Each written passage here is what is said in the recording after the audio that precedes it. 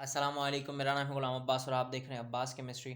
आज इस वीडियो में हम इलेक्ट्रॉनिक स्ट्रक्चर को पढ़ने जा रहे हैं। इससे प्रीवियस लेक्चर में हमने introduction to outer transition elements, chemistry of outer transition elements, introduction of chapter 2 पढ़ लिया था। ठीक है, तो वो लेक्चर 1 था जिसमें हमने सिर्फ इंट्रोडक्शन किया था और बड़ा डीप और उसमें कुछ रीजनिंग क्वेश्चंस भी और इसके बारे में बहुत ही ज़्यादा डिटेल में मैंने बताया था। ठीक है, आज के इस वीडियो लेक्चर में हम इलेक्ट्रॉनिक स्ट्रक्चर पढ़ने जा रहे हैं। अच्छा, आगे बढ़ने से पहले मैं आपको बताता चलूँ कि प्रीवियस वीडियोस में हमने chapter number 1 chemistry of representative elements, chapter number 3 and chapter number 4 organic compounds and IUPAC nomenclature of organic compounds को भी हम पढ़ चुके हैं। अब हम बेसिकली चौथे नंबर पर सेकेंड चैप्टर को पढ़ने जा रहे हैं। ठीक है ना, पढ़ रहे हैं। इसके बाद हम बायोकेमिस्ट्री को भी पढ़ेंगे, इंडस्ट्रियल केमिस्ट्री को भी पढ़ेंगे और फर्दर एनवायरमेंटल के बाद स्पेक्ट्रोस्कोपी तक भी हम जाएंगे। ठीक है, तो अगर आपने चैनल को अभी तक सब्सक्राइब नहीं किया तो आपने लाजमी सब्सक्राइब करना है, क्योंकि इस चैनल पे आपको नोट्स भी मिलते हैं और कॉन्सेप्ट, रीजनिंग क्वेश्चंस, सब कुछ एवरीथिंग इन वन, मतलब एक ही चैनल पे सब कुछ मिल जाता है। ठीक है ना, तो हम अब फर्दर मूव करते हैं, पढ़ते हैं, इसे स्टार्ट करते हैं। तो सबसे पहले आपको इधर n+l रूल का पता होना चाहिए। ठीक है ना, जो आज हम एक्सेप्शंस पढ़ने जाएंगे बेसिकली उनमें आपको n+l रूल का पता होना चाहिए। ठीक है, अब ये n+l रूल n+l रूल जो है हमने बेसिकली फर्स्ट ईयर में भी पढ़ा होगा एटॉमिक स्ट्रक्चर में। ठीक है, तो हम इसे एक बार रिकॉल कर लेते हैं। ठीक है, अब ये n दरअसल क्या होता है, n को हम कहते हैं प्रिंसिपल क्वांटम नंबर। ठीक है, प्रिंसिपल क्वांटम नंबर। ठीक है, और ये जो l होता है इसे हम कहते हैं azimuthal quantum number, azimuthal quantum number. सही है, azimuthal quantum number, sorry quantum number, और ये n प्रिंसिपल क्वांटम नंबर। ठीक है।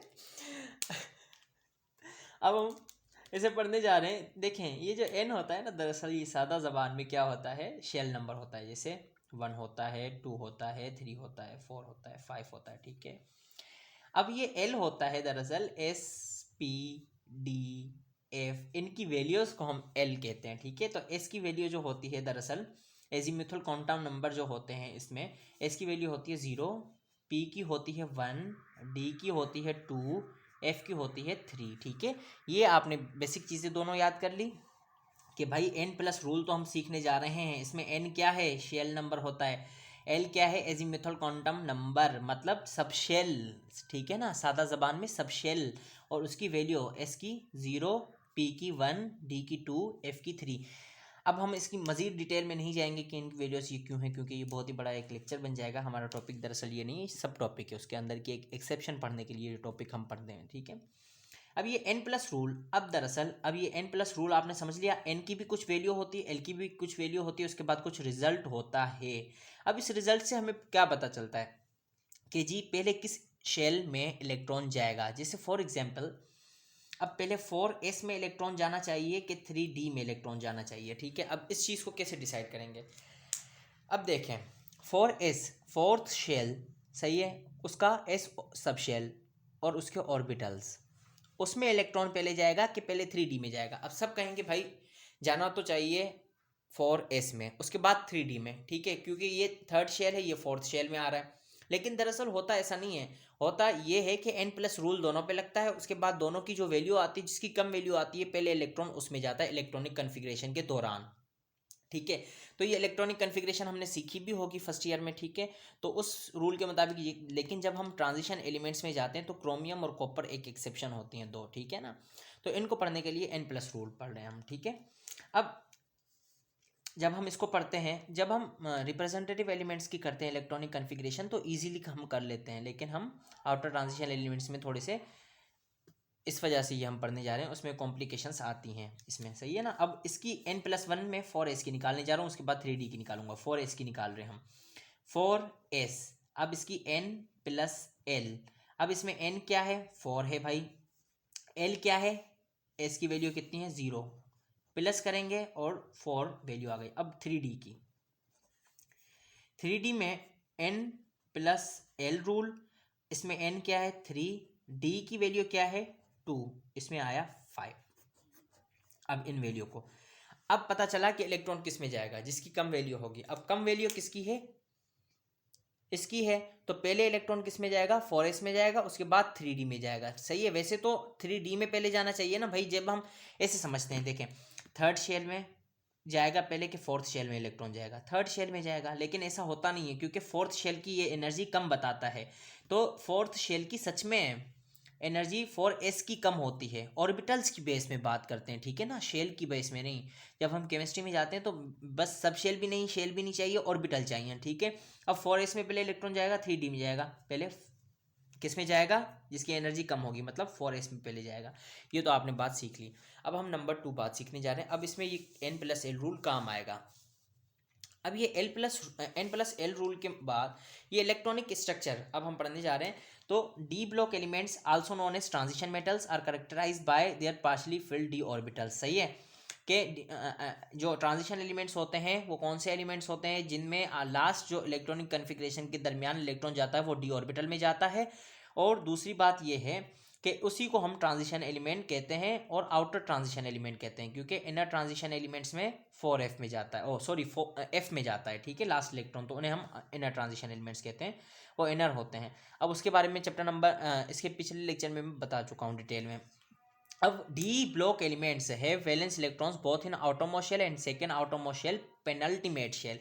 अब ये जो पेनल्टीमेट शेल है इसको आपने समझना है। अब पेनल्टीमेट शेल इधर क्या होता है, ठीक है, पेनल्टीमेट शेल दरअसल ये ऐसा शेल होता है। देखें, अब हम जाते हैं फाइनल शेल में, सही है, लेकिन पेनल्टीमेट शेल उससे पहले वाले शेल को पेनल्टीमेट शेल कहते हैं। The outermost shell and n-1 is the penultimate shell. n-1 d मतलब, अब देखें n-1 इसका मतलब क्या होता है, n-1 4 में से, मतलब जितने भी शेल हैं एक एटम में, सही है, जैसे 4s, तो उससे पहले 3d को लिखते हैं, उसे हम कहते हैं पेनल्टीमेट शेल, ठीक है।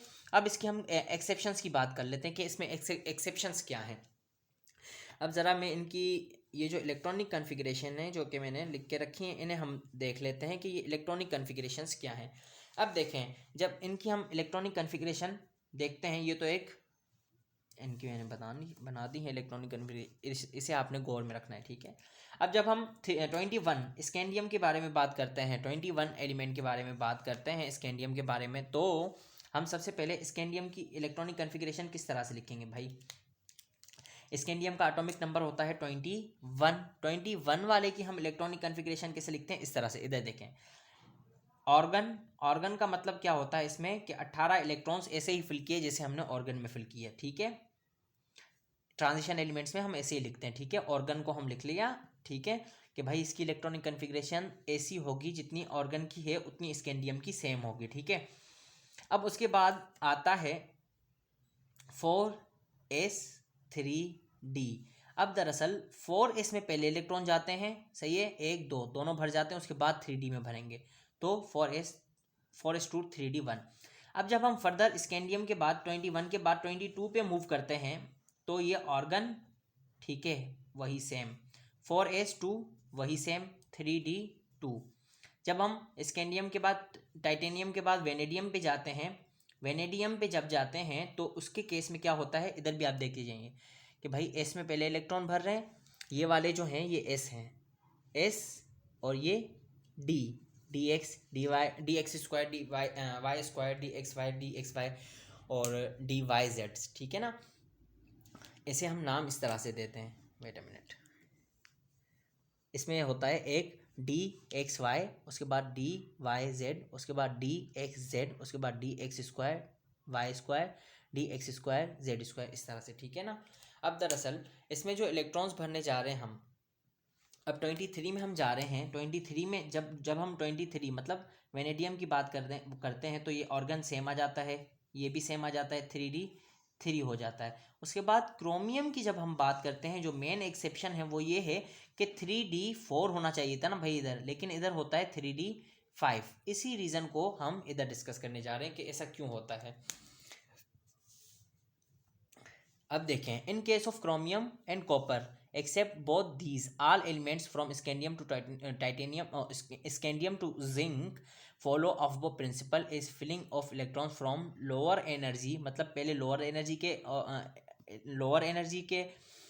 एनर्जी स्टेट में इलेक्ट्रॉन फिल किए जाएंगे, उसके बाद हायर एनर्जी में, ठीक है ना, to the orbital of energy in term of transition element filling electrons first in 4s, पहले 4s में इलेक्ट्रॉन भरे जाएंगे, उसके बाद 3d में भरे जाएंगे, 3d सीरीज में, ठीक है ना।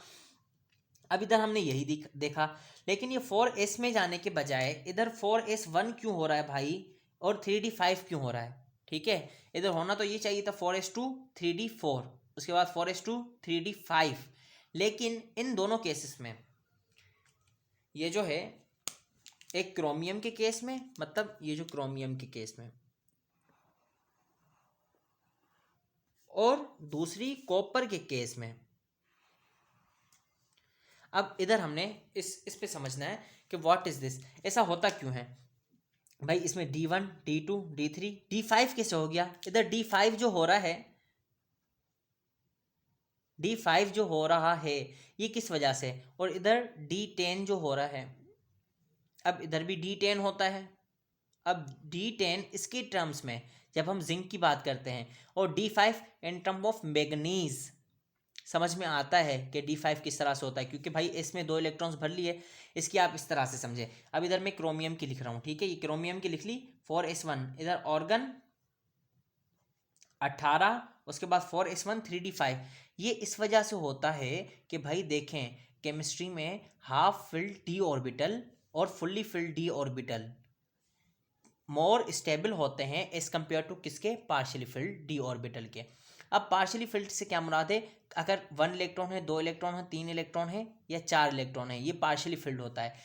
अब इसके बाद 6 इलेक्ट्रॉन है, 7 8 9 इलेक्ट्रॉन है, ये पार्शियली फिल्ड होता है। लेकिन 10 इलेक्ट्रॉन होना ये फुल्ली फिल्ड है। तो अब देखें, क्रोमियम में पहले इधर आने चाहिए थे एस में, 4s2 और 3d4 होना चाहिए था, लेकिन ये इलेक्ट्रॉन इधर से एस से डी में जंप कर जाता है। क्यों, क्योंकि हाफ फिल्ड ज़्यादा स्टेबल होता है, हाफ फिल्ड डी ऑर्बिटल ज़्यादा स्टेबल होता है as compare to partially filled के, ठीक है ना।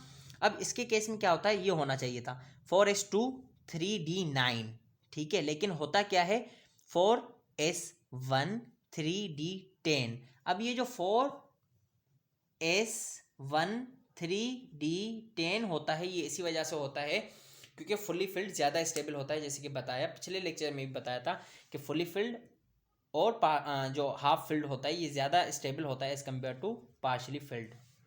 इस वजह से इलेक्ट्रॉन जो है जंप कर जाता है। और जब जिंक की बात करते हैं तो 4s2 3d10। अब 4s2 इधर तो जंप करने इधर करना ही नहीं है, क्योंकि भाई इधर तो 3d10 इलेक्ट्रॉन्स पूरे हैं, ये पहले ही फुली फिल्ड है, इसके इलेक्ट्रॉन्स को आने की ज़रूरत नहीं है। ये क्या होता है कि जब हम कॉपर की अपने बेस पे लिखते हैं इलेक्ट्रॉनिक कन्फिग्रेशन तो 3d9 आता है, ठीक है, 4s2 3d9। लेकिन 3d9 जैसी कोई भी चीज़ नहीं होती, 3d10 ही होता है, क्योंकि इसका इलेक्ट्रॉन उधर जंप कर जाता है स्टेबिलिटी की वजह से।